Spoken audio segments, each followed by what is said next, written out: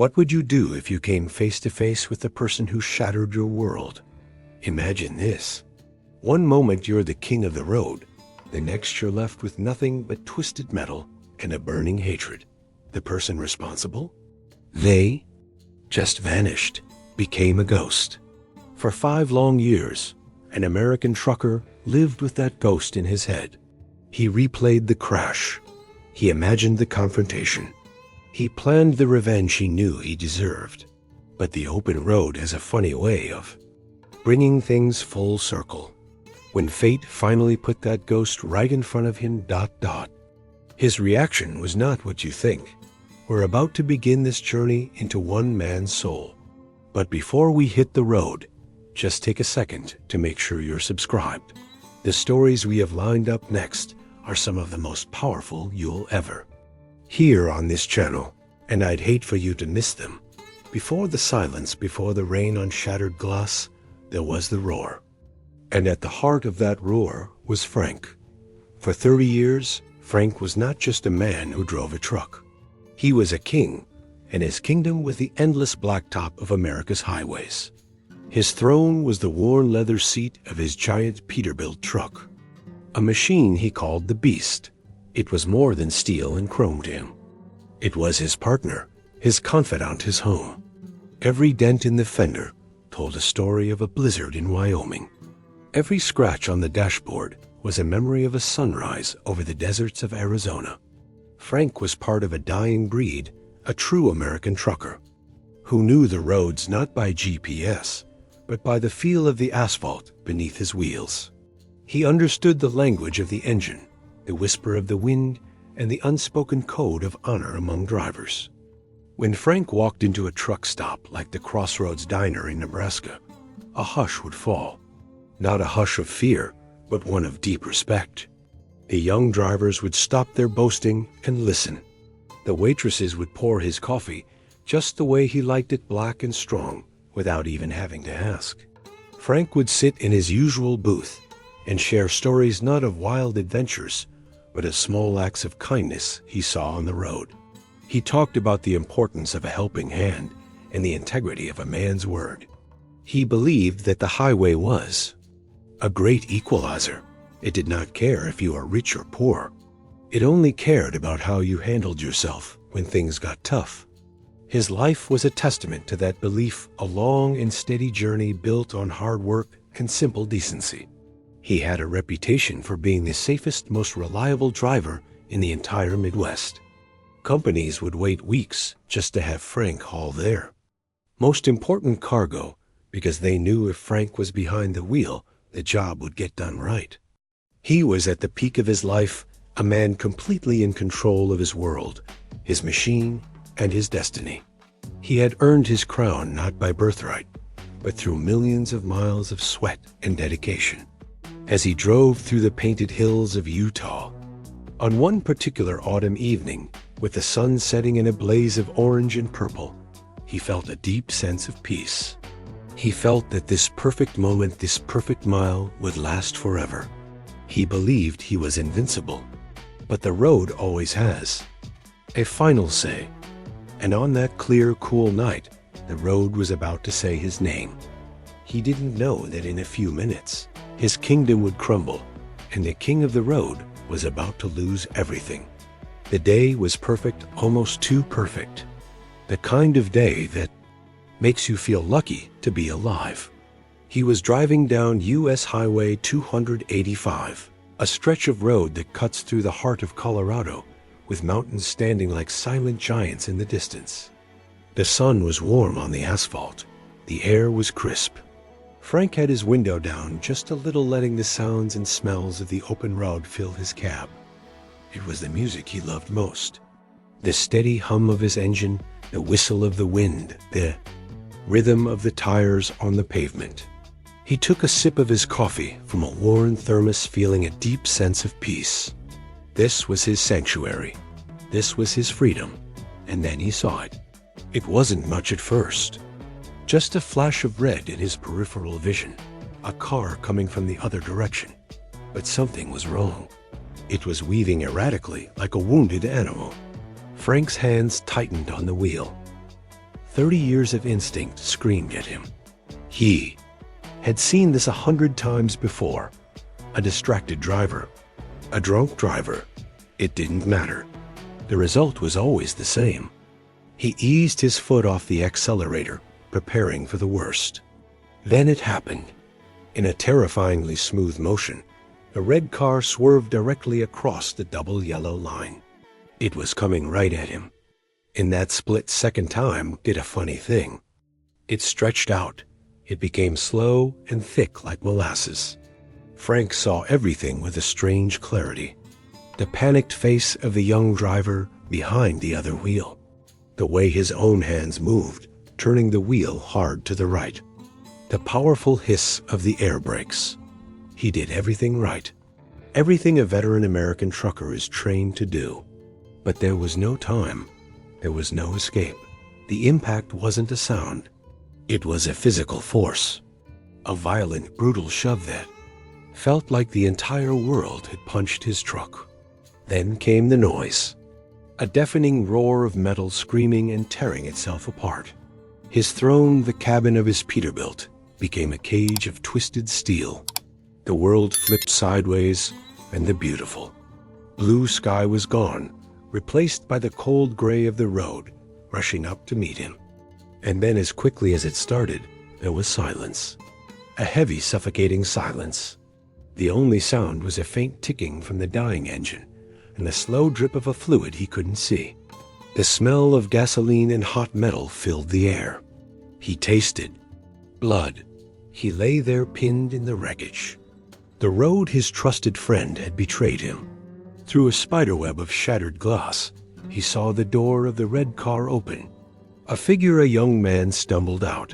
He looked at the devastation. He looked at Frank's destroyed truck. And then he did the unthinkable. He ran. He disappeared into the trees on the side of the road. Frank lay there trapped in the ruins of his kingdom, watching the ghost run away. His journey on the open road was over. A new, much darker journey was just beginning. One that would take place not on the highways of America, but within the four. White walls of a hospital room, a place where the only road he would travel was a long, painful one to recovery. The ghost had a home now. It lived inside Frank's head 24 hours a day. When Frank finally left the hospital leaning heavily on a cane, he didn't return to the man he was. He was a hollowed-out version, a stranger in his own life. His small house in a quiet Denver suburb, which once felt like a peaceful harbor at the end of a long haul, now felt like a cage. The police had come to the hospital once or twice. They had no leads. The registered owner of the red car claimed it had been stolen. The young driver who had climbed out and run away had vanished without a trace. He was a ghost on paper and a monster in Frank's mind. This lack of a face, a name, a person to blame was the cruelest part. It was an injustice that echoed louder than the crash itself. A faceless enemy is impossible to fight, so Frank fought him in his imagination. Every single night he would lie awake staring at the ceiling, and the movie would play in his head on a loop. The swerving car, the screech of tires, the impact, the silence. But in his version, the story didn't end there. In his mind, he wasn't pinned and helpless. He would climb out of his wrecked truck, walk over to the young driver, and grab him by the shirt. He would shout all the things that festered inside him like a sickness. You took my life. You took my livelihood. You took my soul, and you didn't even have the courage to face what you did. The imaginary conversations were long and filled with a rage that left him shaking. Sometimes he imagined turning the driver over to the police, watching with satisfaction as the handcuffs clicked shut. Other times, darker thoughts would surface, thoughts of personal justice, of making the ghost feel the same chronic pain that shot through his leg with every step. This anger became his new routine. It was his morning coffee and his goodnight prayer. It was a poison, but it was also a fuel. It gave him a twisted reason to get out of bed in the morning, a dark purpose. His old trucking buddies who tried to help were pushed away. They didn't understand. They would say things like, "You have to move on, Frank," or "Be grateful you're alive." But how could he move on when a piece of him was still trapped in that mangled wreckage on Highway 285? He wasn't grateful to be alive. He was furious to be alive like this. The man who once found profound joy in a simple sunrise over the plains now only saw shadows. The king of the road was now a prisoner of his own bitterness. He had lost the will to fight for his future because he was too busy fighting a ghost from his past. And after a couple of years, he came to accept that this would be his life, now a long, slow burn of resentment. He believed the ghost was gone forever, and that this chapter of his life was closed with no justice and no peace. He had no idea that fate was about to write a new chapter, a shocking one, and that the ghost he had hunted for so long in his mind was about to get a name and a face. Years melted away. 2, then 3, then 5. The world moved on. New trucks rolled down the highways, new songs played on the radio. Frank did not move on. He settled. He settled into a quiet life, a life he never would have chosen. The king of the road now worked as a clerk at a small hardware store in Salida, Colorado, a quiet town nestled in the mountains. The job was simple. He stocked shelves, he mixed paint, he answered questions about plumbing fixtures. Instead of the roar of a diesel engine, his days were filled with the chime of the door and the beep of a barcode scanner. His cane was a constant companion, a wooden reminder of the life he had lost. The fire in his eyes had dimmed to a low ember. The rage was still there, but it was buried deep under layers of resignation. He had accepted his fate. He was no longer a trucker. He was just Frank, a quiet man with a limp and a past he never talked about. And he believed the ghost who had done this to him had vanished into the thin mountain air forever. But destiny has a funny way of balancing the books.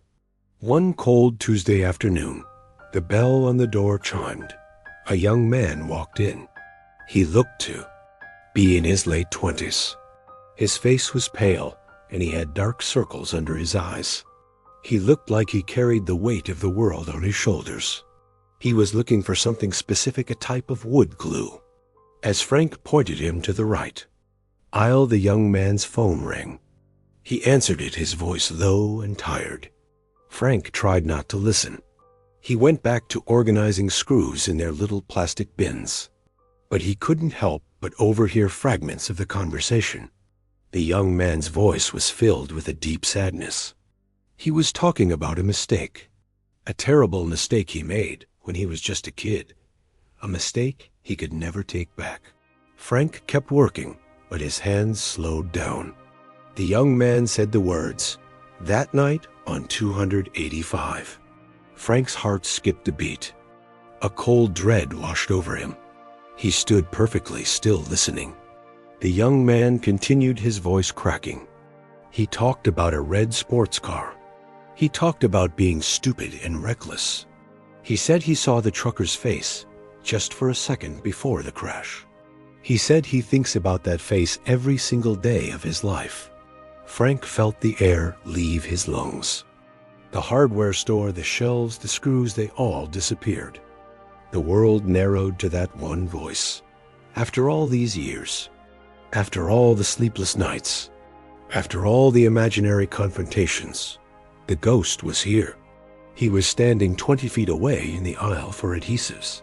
He had a name now. Frank heard him say it to the person on the phone. "My name is Leo." Leo. The ghost's name was Leo.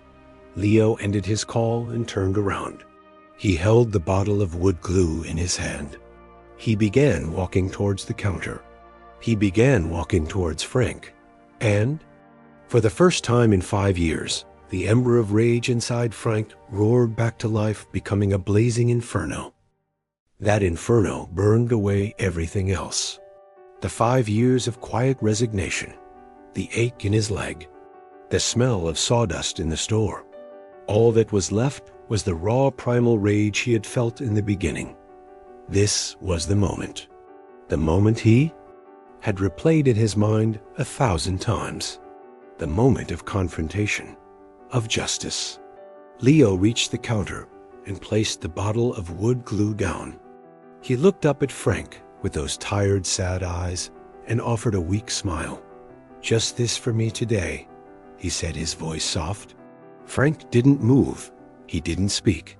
He just stared. His heart was pounding in his chest, a war drum calling for battle. His hand, which was resting on the counter, slowly curled into a fist. The knuckles turned white. This was it. This was his chance to unleash 5 years of pain and anger. His chance to make this young man understand the depth of the life he had destroyed. The silence in the store became heavy, thick, and suffocating. Leo's smile faded. A look of confusion crossed his face. He looked at Frank's hard expression at his clenched fist. He didn't understand. "Is everything okay, sir?" he asked. Frank took a slow, deliberate breath. The air felt electric. He leaned forward slightly, his voice low and steady, a gravelly whisper that cut through the silence. "Leo," he said. Just that one word, the name he had just learned. The name of the ghost. The effect was immediate and devastating. The color drained from Leo's face. His eyes widened in disbelief, then in horror. The recognition dawned on him like a terrible sunrise. He wasn't looking at a hardware store clerk. He was looking at the face from the wreckage. The face he had seen for a split second before running away. The face that had haunted his every waking moment for 5 long years. Leo stumbled back a step, his mouth opening and closing, but no words came out. He was trapped. There were no trees to run to this time. No shadows to hide in. The ghost he had created and the man he had wronged were one and the same. And that man was standing right in front of him, his eyes burning with an intensity. Promised a reckoning. The moment had finally come. The two men, both prisoners of the same moment in time, stood face to face. And now Frank was going to deliver his long-awaited sentence. The sentence was ready on his tongue. The words he had practiced for years were about to be spoken. Leo stood there trembling like a leaf in the wind. He was bracing himself for the storm, for the anger, for the hatred. He deserved it all, and he knew it. He started to stammer, trying to form an apology. "I'm so sorry. I never..." But Frank held up a hand, cutting him off. Frank looked at this young man. He saw the terror in his eyes. He saw the profound guilt that had clearly eaten away at him for years. And in that moment, something shifted inside Frank, something completely unexpected. The fire of his rage, which had burned so hot for so long, suddenly flickered. In its place, a strange new feeling emerged, a feeling he hadn't felt in a very long time. He looked past the ghost, and for the first time, he saw the person. A person who was just as broken as he was. A person who was also trapped in a prison of guilt.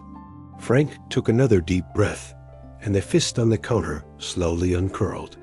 He let the rage go. He let the 5 years of bitterness drain out of him like a poison. He looked at Leo not as the monster from his nightmares, but as another human being who had made a terrible mistake. And then he did the one thing that nobody could have predicted. The one thing he himself would not have believed possible just minutes earlier. He walked around the counter, his cane making a soft thud on the wooden floor. He stood in front of the terrified young man. He placed a heavy hand on Leo's trembling shoulder. And with a voice that was no longer filled with fire, but with a strange and quiet calm, he asked a simple question. A question that shattered the entire narrative of hatred he had built for 5 years. He looked Leo directly in the eyes and said, "I know who you are, and I need to ask you something. Are you okay?" The question hung in the air of the quiet hardware store. "Are you okay?" It was not a trick. It was not sarcasm. It was genuine. And for Leo, who had spent 5 years preparing. For a scream, an accusation, a punch, it was the most disarming thing in the world. His mind couldn't process it. He stared at Frank, his eyes wide with confusion and disbelief. Why wasn't this man yelling? Why wasn't he calling the police? Why was he asking about his well-being? All the walls that Leo had built around his guilt, all the defenses he had prepared for this moment, crumbled to dust. A single tear rolled down his cheek, then another. The dam of his carefully controlled misery broke. He broke down completely right there in the middle of the aisle for wood stains and varnishes. Sobs racked his body.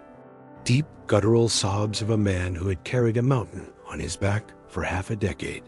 Frank didn't move his hand from Leo's shoulder. He just stood there, a steady presence, a rock in the middle of Leo's storm. He waited. He let the young man cry. He let the years of pent-up guilt and self-loathing pour out of him. When Leo could finally speak, his voice was a raw whisper. "No," he said. "I'm not okay. I haven't been okay for a single day since it happened." And then it all came out. He told Frank everything. How he had been a stupid kid trying to impress his friends. How he had panicked. How running away was the most cowardly and shameful act of his life. He explained that the guilt had been a cancer. It cost him his relationships, his ambition, his sleep. He had been living as a ghost himself, haunted by the face of the man he almost killed. As Frank listened, he didn't feel the old anger returning. Instead, he felt a profound sense of recognition. He realized something incredible. The hatred he had been carrying for 5 years wasn't a weapon aimed at Leo. It was a chain. A heavy chain that had bound him to the wreckage of that day just as surely as the twisted metal had. He had been dragging that accident with him every single day. He thought he needed justice. He thought he needed revenge. But looking at the broken young man in front of him, he understood.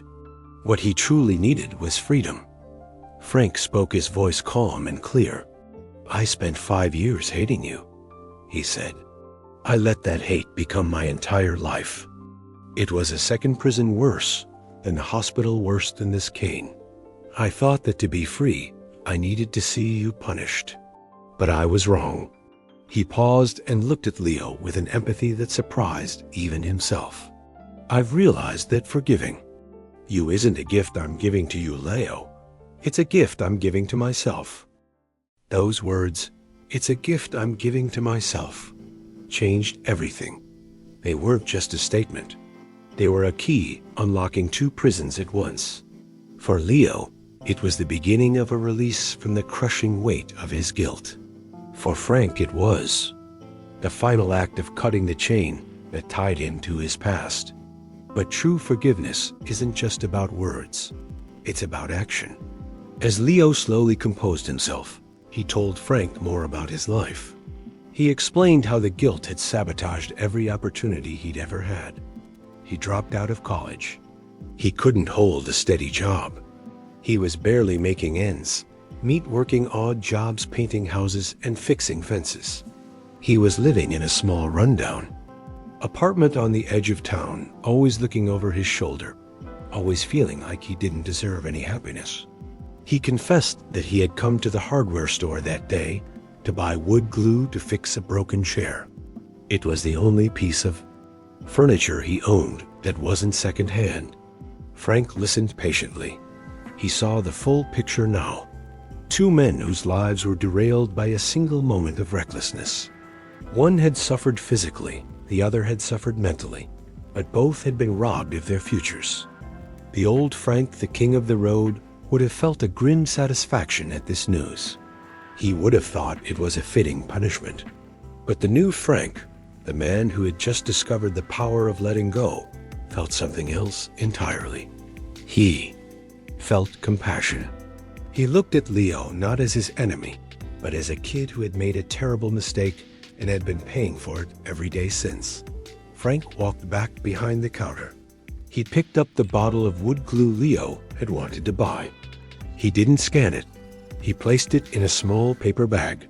Then he did something that solidified his act of forgiveness into a true act of grace. He reached into his back pocket and pulled out his old worn leather wallet. It was the same wallet he had carried for 20 years on the road. He opened it and took out all the cash he had. It wasn't much, $120, his earnings for the week. He folded the bills neatly and tucked them into the bag with the wood glue. He pushed the bag across the counter towards Leo.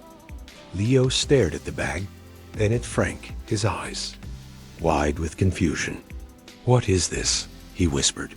Frank looked at him, and for the first time in 5 years, a genuine smile touched his lips. It wasn't the proud grin of the king of the road, but a softer, wiser smile. "That's for the chair," he said. "And for a fresh start, go build a new life, Leo. We both deserve it." It really makes you think, doesn't it? Have you ever had to forgive someone when it felt impossible? Or maybe you have a story of your own, something you've seen on the road. I'd be honored if you shared your thoughts down in the comments. I'll be reading every single one. That simple phrase, "we both deserve it," was the most powerful thing Frank had ever said. In that moment, he wasn't just forgiving Leo, he was forgiving himself. Forgiving himself for letting anger define him for so long. Leo stood there speechless, holding the paper bag like it was a sacred object. It was more than just glue and money. It was a second chance. It was absolution. He looked at Frank, his eyes filled with a gratitude so immense that no words could ever express it. He simply nodded a deep and solemn nod of understanding. Then he turned and walked out of the hardware store. The bell on the door chimed softly, marking his exit. Frank stood alone in the quiet store. He looked around at the familiar shelves, at the scent of sawdust and paint. But something had changed. The store no longer felt like a cage. It felt like a place of peace, a place of profound transformation. He felt light. The heavy weight of bitterness that he had carried on his shoulders for 5 years was gone. It had simply vanished. He realized his new journey wasn't about getting back what he had lost. It was about embracing what he had found. He had found a strength he never knew he possessed. Not the strength to lift heavy cargo or to drive through a blizzard, but the strength to forgive, the strength to let go. In the weeks that followed, a quiet change came over Frank. The deep lines of anger on his face seemed to soften. The ember in his eyes started to glow a little brighter. He started to talk more with the customers, sharing a joke or a piece of advice. He started to notice the small things again. The way the sun lit up the mountain peaks in the morning, the taste of a good cup of coffee, the sound of children laughing. In the park across the street, he didn't get back behind the wheel of a big rig. His days as the king of the road were truly over. But he had found a new kind of freedom. A freedom that wasn't measured in miles or highways. It was a freedom of the spirit. He was no longer a prisoner of his past. He was the architect of his present. He learned that the road to true recovery wasn't about healing the body. It was about healing the soul. And his soul had finally found its way home. We're almost at the end of this journey. But before we see how Frank's life changed forever, I want to ask for a small favor. If this story has moved you in any way, just tapping that like button helps. This message of forgiveness reached someone else who might really need to hear it today. It's free, and it helps more than you know. Thank you for that. Now, let's continue. And that home wasn't a place on a map. It was a feeling. A quiet peace that settled deep in his bones. The story of Frank and Leo became a quiet legend in the small town of Salida. Not a story of a dramatic accident, but a powerful tale of forgiveness. Frank never saw Leo again after that day. But about a year later, he heard from the owner of a local diner that a young man named Leo had moved away. He had enrolled in a community college in a nearby city. He was studying to become a counselor, wanting to help young people who had made serious mistakes. Hearing this, Frank felt a sense of closure so complete, it was like the final click of a lock. The circle was closed. Both men were free. Frank's life found a new rhythm. He still worked at the hardware store, his cane a familiar tap on the floor. But he wasn't just a clerk anymore. He was a pillar of the community. People would come in not just for paint or nails, but for a piece of his quiet wisdom. He had a way of listening that made people feel seen. He never preached. He never gave grand speeches. He just shared his simple truth that holding on to anger is like drinking poison and expecting the other person to get sick. He never drove a big rig again. His Peterbilt the Beast was long gone sold for scrap metal. But in a strange way, he was still a king. His kingdom just wasn't the asphalt anymore. It was the small world he had built around himself, a world of peace, compassion, and second chances. One evening, as he was locking up the store for the night, he stood for a moment on the sidewalk. The cool mountain air was crisp. The sun was setting behind the peaks, painting the sky in hues of orange and deep purple. In the distance, he saw the lights of a truck heading down the highway, its engine a familiar low rumble. 5 years ago, that sight would have filled him with a bitter ache, a painful reminder of everything he had lost. But now he just watched it pass. He felt no anger, no sadness, only a quiet sense of connection. He gave a slow, knowing nod, as if saluting a brother on the road. This inspirational story isn't really about a trucker who survived an accident. It's about the critical moment that comes after our greatest challenges. A moment we have to choose. What comes next? We can let the wreckage define us and live forever in the shadow of what we lost. Or we can choose to forgive, to let go, and discover that sometimes the most terrible accident of your life is the very thing that leads you to who you were always meant to become. Thank you for sharing this time with me and for hearing Frank's incredible story of redemption. Don't forget to subscribe so you can be here for the next journey we take together. Until then, stay safe on the road.